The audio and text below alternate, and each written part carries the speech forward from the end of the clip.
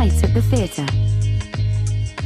"Let's celebrate," said Lone to Patience as they walked away from the funfair. "Would you like to have dinner?" "I'd love to, but I can't. Not tonight," said Patience sadly. She really liked Lone, but she needed to see George Hedare tonight. Catwoman looked up and saw the camera on the wall outside Hedare's big house. She cracked her whip at it, and it pointed a different way. Then she climbed the wall and jumped across to a first-floor window. She looked in and saw lots of books and papers and a large desk. It was George Hedare's home office. With one diamond claw, she cut a circle in the glass, opened the window, and climbed inside. She looked at the computer disks on the desk, but there was nothing about Bioline. Then she walked into the hall. Bang! Catwoman fell down the stairs and lay on the floor. She didn't move. The lights went on, and she could see Laurel Hedare with a golf club at the top of the stairs. Laurel walked down the stairs and kicked Catwoman. "You can't rob this house," she said. Catwoman jumped up, took the golf club and threw it across the room. "You're that cat person," said Laurel. "You killed Slavicki. What do you want?" "Where's the man of the house?" asked Catwoman. "My husband. Out. He's always out," Laurel replied. Suddenly, she tried to run up the stairs, but Catwoman jumped on her, and they fell down the stairs again together. "When you see your husband," said Catwoman, "tell him that I know about Bioline." "What about Bioline?" asked Laurel. "It makes people ill," said Catwoman, "and it can kill them." "That's not true," said Laurel. "I've been using it for years." "Well, someone killed Slavicki. They wanted to stop him talking."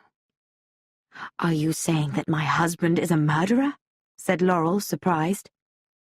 "Tell me where he is. Then I can ask him myself," said Catwoman. Laurel went to a table and picked up an invitation. She gave it to Catwoman. "This is where you can find George," Laurel said. "If you're right about Bioline, I'll help you. How can I find you?" Catwoman thought for a moment and then picked up Laurel's mobile phone from the table. "I'll take this," she said. "I'm so sorry about everything." "I've lived my life for him," said Laurel. "Now it's time to live your own life," said Catwoman. There were crowds of people in the theatre when Catwoman arrived. She walked around the building and saw an open window on the second floor. She climbed up to it and got in. She soon found George Hedare, watching the show from a private box. He was sitting next to Drina, the beautiful girl in the Bioline adverts.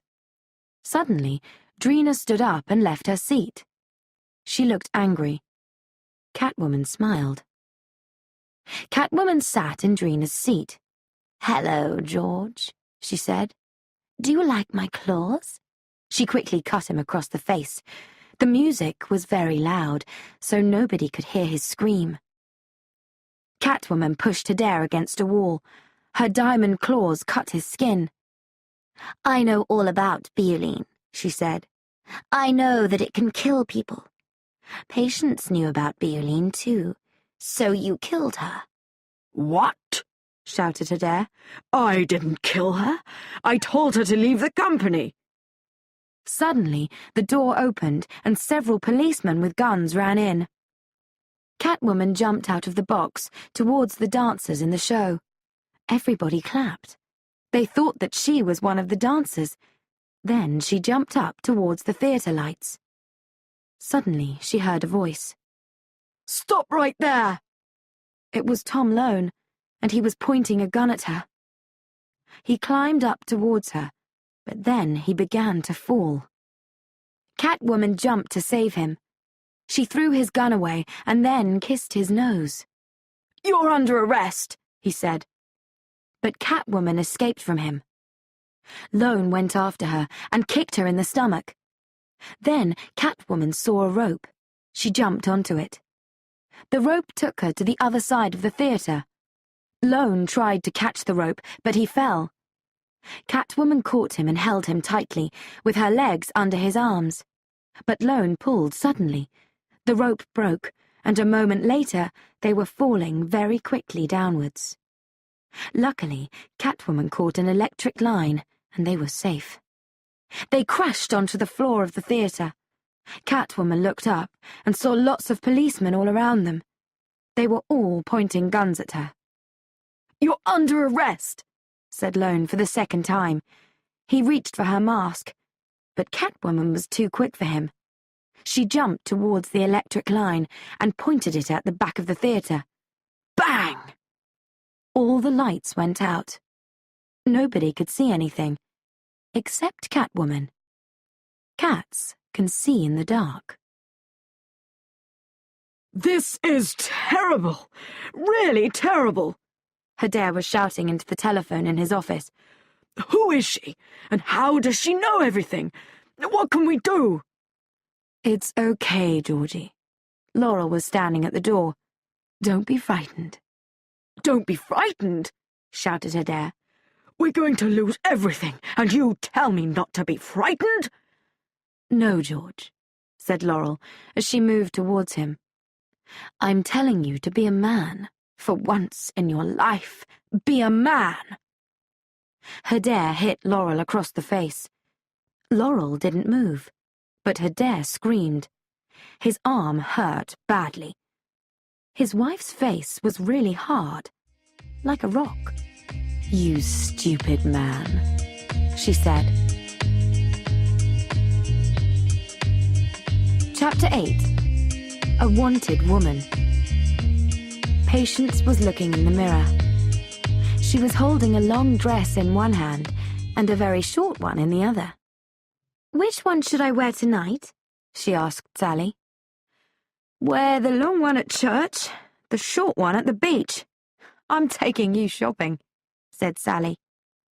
In the end, they found the perfect dress that was neither long nor short.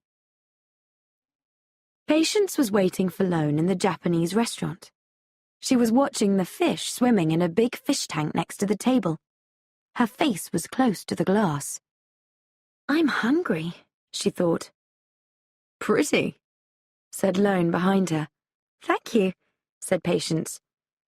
"Well, you are pretty," said Lone, "but I meant the fish."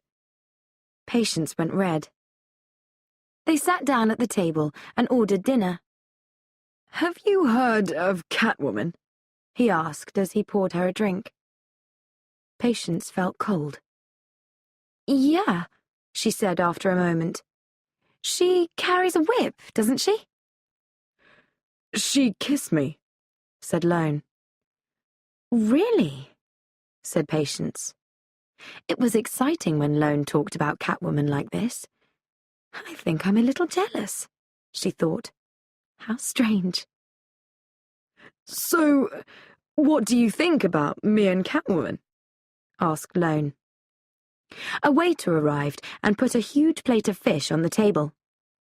Patience quickly took a piece of fish and put it in her mouth. That depends," she said.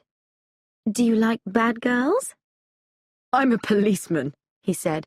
"I put bad people in prison." "Perhaps you don't always know who's good and who's bad," said Patience. "You're different," he told her. "You're special, and I want to know more about you." "Do you really?" she asked. "Yes, I do," he said. Lone looked at Patience. She was asleep on the sofa, and she looked beautiful. He went to the bathroom for a glass of water. As he was walking back across the room, he stepped on something hard. It cut his foot. "Ow!" he said quietly. He didn't want to wake Patience up. What was it? He picked it up to see. It looked like a diamond claw. Lone looked at it for a moment. Then he began to realize the truth. Oh, no, he thought. The cup and the box with sorry on them. The way that Patience had saved the boy on the Ferris wheel. He was beginning to understand everything. He sat down with his glass of water and tried to think. How could he get proof that Patience and Catwoman were the same person? He looked at the glass. Patience had drunk from the glass last night and left a red lip print on it, and Catwoman had left a red kiss on his nose at the theatre. There was a photo of it at the police station. Patience woke up. Her mobile was ringing. "Hello?" "It's me," said Laurel. "I can't believe it, but you were right. I've got proof. We have to stop George. Bioline will be in the shops by Monday. Can you come to the house immediately?" "Okay," said Patience. "I'll be there as soon as I can." Patience looked around the flat. "Tom?" she called. Where was he? She saw a note on the chair. "Sorry, I've got to go. Tea." That's not very nice, she thought. Oh well, I've got more important things to think about. Catwoman arrived at Adair's house and climbed in through a window on the first floor. "I'm so pleased you came," said Laurel. "What did you find?" asked Catwoman. "Enough proof to put someone in prison for a very long time. Come and see." She turned and walked into her husband's office. Catwoman followed her. "I know it's difficult for you," she said, "but you're doing the right thing." "Yes," said Laurel. Then, almost to herself, she continued, "I did everything that they wanted. Her Dare Beauty was nothing before I did their adverts. But then, when I was 40, they didn't want me anymore. I was too old." They went into Adair's office. "It's all there," said Laurel. "Behind the desk." Catwoman looked behind the desk and saw George Adair's body on the floor. It was full of bullets, and there were claw cuts everywhere. "What do you think? The claw cuts were quite difficult, but I think they work," laughed Laurel. "You killed him," said Catwoman. "Yes, I did. Nobody's going to stop Bioline. Not Slavicki, not George, and not you." Laurel gave Catwoman something in a scarf. "Take this. And can I get you anything? Some nice fish? A glass of milk?" She laughed again. Catwoman looked inside the scarf. It was a gun. Suddenly, Laurel pressed something on the desk, and an alarm rang out loudly. "Oh no!" she screamed. "George!" Armando ran into the room. "It's the Catwoman! She's got a gun!" shouted Laurel. Catwoman pointed the gun at Laurel. "Sorry, Kitty, there aren't any bullets in it," Laurel said. "You used all the bullets when you killed my husband." Catwoman meowed and ran out of the room. The front door opened downstairs, and crowds of policemen entered the house. Catwoman ran into Laurel's bedroom. When she saw the cupboards full of clothes, she had an idea. She took a bag and threw some sports clothes into it. She looked out of the window and saw policemen and police cars everywhere. 2 men were carrying George Adair's body to one of the vehicles. When the body was inside, the men got into the front seat. As soon as they started to move, Catwoman jumped. She landed on the roof of the vehicle and lay down flat. When they went under a bridge, Catwoman jumped up and held on tightly. Then she climbed down to the road. She took the sports clothes out of the bag and quickly put them on. "Why was I so stupid?" Patience thought. "Why did I believe Laurel?" She walked past some shops. Suddenly, she saw a large screen with the words, Catwoman kills again. It was the news. Oh, no, thought Patience. Catwoman has got to disappear fast.